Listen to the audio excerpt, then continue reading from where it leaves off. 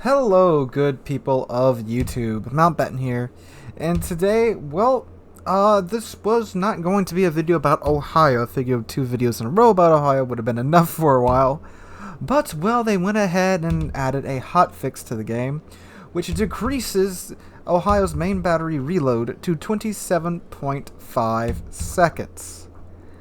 That's right, on 18-inch guns on this ship, which is already a very good ship, they decreased the reload to 27.5 seconds.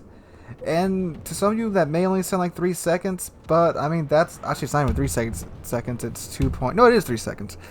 It's about 3.5 seconds. That is a huge deal to any battleship because that makes its DPM go up significantly.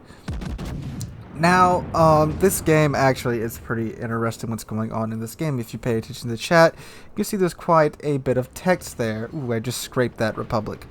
Well, that's because on the game before this, which actually the video about that will give you some context to what's going on in chat, will be coming out probably tomorrow because this Shimikaze on the enemy team, let's just say he was on my team last game, and he was quite the salt lord, and I'll leave it at that for now.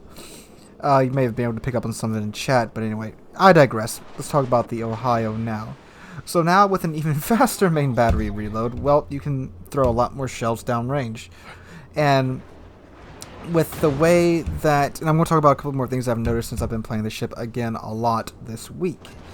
First off, this ship, it seems to be, well, of course it's popular to shoot at right now because if you have one of these, you'll probably not run across another one in game.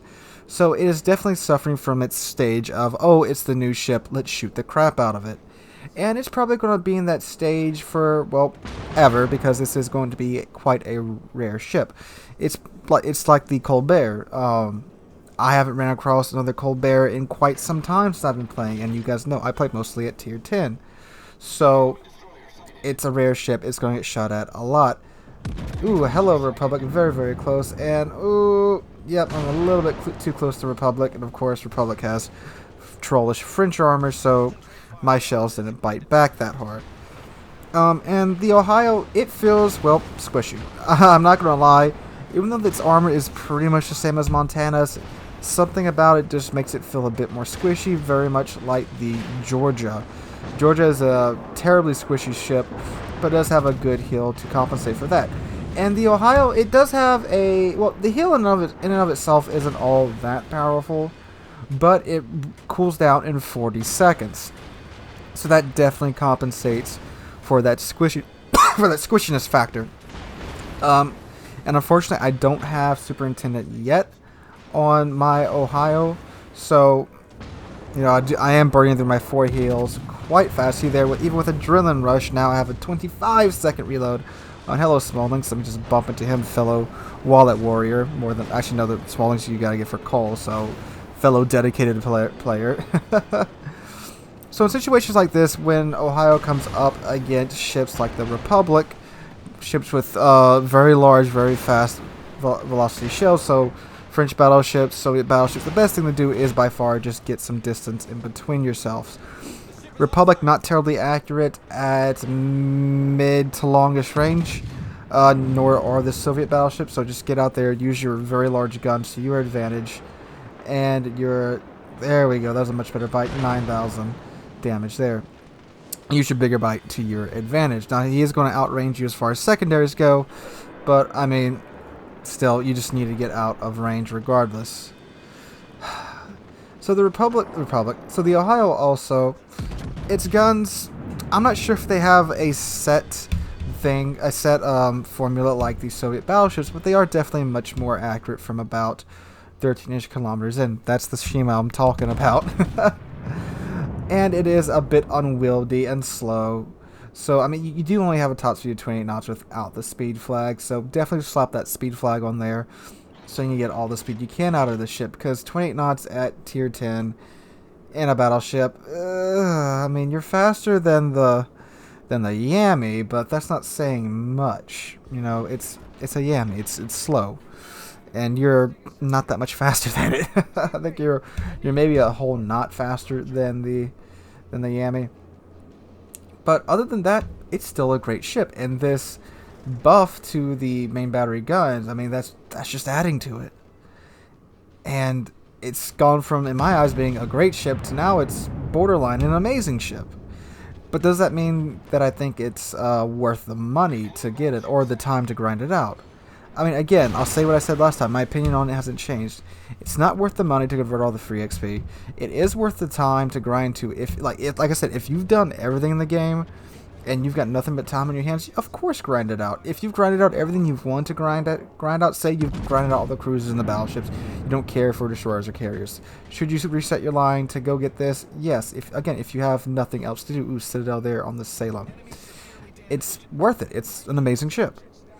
And the build that I have on it, I mean, I can see going for a survivability build, but I mean, these secondaries are so good. I mean, they don't pin that well, but they are very good at starting fires. I mean, if you want to go for a survivability build, I would recommend it because this ship does eat HE like nobody's business, and everyone will be shooting at you because you are in an Ohio. Yeah. But I do think the build I have on it is probably the funnest build. But anyway, let's talk about the rest of this game and how it does show the Ohio strengths and weaknesses. So if you notice, I'm already down to 1 hill left, and we're only 8 minutes into the match. Ooh, overpin there on the Salem. That's another thing with the Ohio. You're going to be getting a lot of overpins on cruisers. You got big old guns, and it's going to be overpin city on cruisers. That's why I would recommend buffing out your secondaries to where they can contribute to said cruiser's downfall. This Salem right here, I think he's going to turn in, and ooh, get a couple more overpins on him, and one more pin to start a fire on him. And again, you can see right here just how, I mean, I know you maybe can't feel how heavy the ship feels when I'm driving it, but boy, this ship feels massive. It's like GK levels of just trying to get it to turn. Speaking of GK, hello. Ooh, big hit there, 20k off of my health.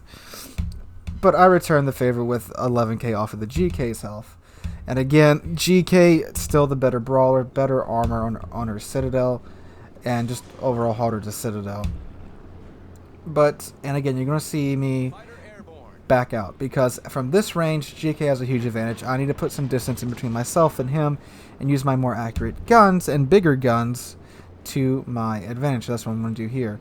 I put this island in between me and the GK. Now there is a Shimakaze off to my right still, so that's why I popped my planes, hoping that maybe if he's nearby that he hasn't turned off his AA. But then I also realized that the small Lynx is just selling up next to me, so there was really no need to do that. But anyway, and speak of the devil, the torpedoes that I were expecting to be there, and there's a nice Ohio-sized gap right there, but then the small Lynx doesn't turn into them and turns out, but I believe he was already turning out, so he kind of just got stuck there. So, goodbye, small Lynx.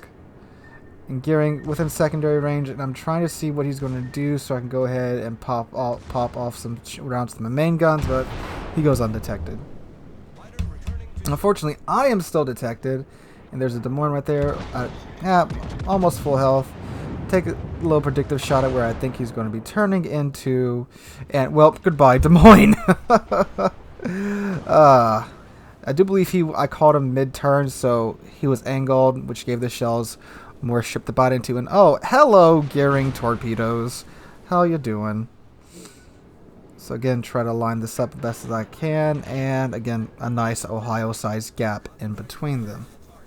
You see that GK, it looked like he was going to go around the island at A, and I'm going to switch over to him here in a second. Yep, here I go, because I'm like, okay, he's at long-ish range. You know, I have the advantage here. And probably gave him a little bit too much lead, and I think that's the Shimakaze that decided to shoot at me for some reason. And I'm out of heals, so I had my finger on the R key. If he started a fire, I was just going to pop it real quick and not deal with any of that, because I cannot afford to lose any more health. So that's why I'm going to start to play a bit more conservatively here, because I still got 8 minutes left in this game, and even though we do have the ship and cav advantage, this game can go anyway. It's just the nature of World of Warships.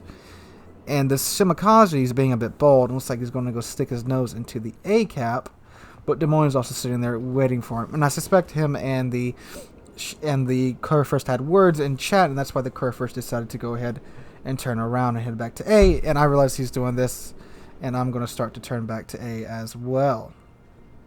And again, I have the advantage here. My guns are much more accurate at range than the Curve First, and this is looking like it's going to be a solid hit. And it is 12,000 damage from an angled Curve First. Curve First eats shells at range. I know that's my favorite ship in the game still, and I know the pain of being in that situation.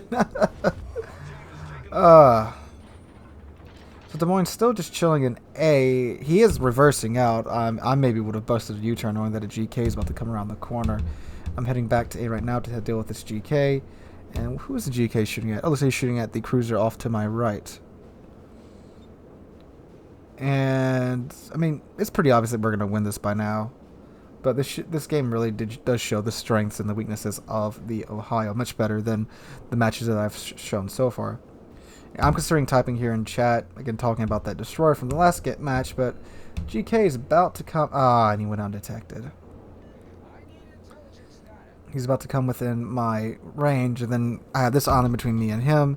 And now I realize, well, I'm just going to go brawl with a GK from close range with only 26,000 health left in my Ohio. About to get a little dicey. Alright, so GK comes around the corner. I have cleared the island. Let the shells go. Got a 23-second reload with this low of health in the Ohio. There we go. Some nice juicy hits. 25k. Wonderful hits right there. Again, these guns are really, really good. 5 of those. That was only with 5 shells hitting, too. So a whole 3 shells missed the GK, which is kind of sketchy. 3 shells missing a GK from 8 kilometers away, but you know, such is the game. And before I can get another salvo off in the GK, the game ends. So yeah, Ohio went from being really good to being really, really, really good with that reload buff. And I do remember when I was playing this shit the first time I was running, I thought it had a 26-27 second reload time, but I guess they removed it for balancing reasons. But now it's back, and the ship's still just as good as before. It's just much, much better now. And I gotta say, it's still a great ship. And my comments on it before still stand about it not being worth the $400, but being worth the grind. If you don't have anything else to grind, why not? So guys, if you enjoyed the video, drop a like, leave a comment, and subscribe.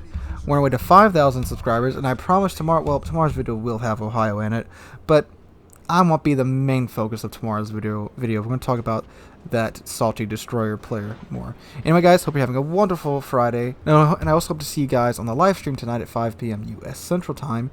And I hope to see all of you guys in the next one.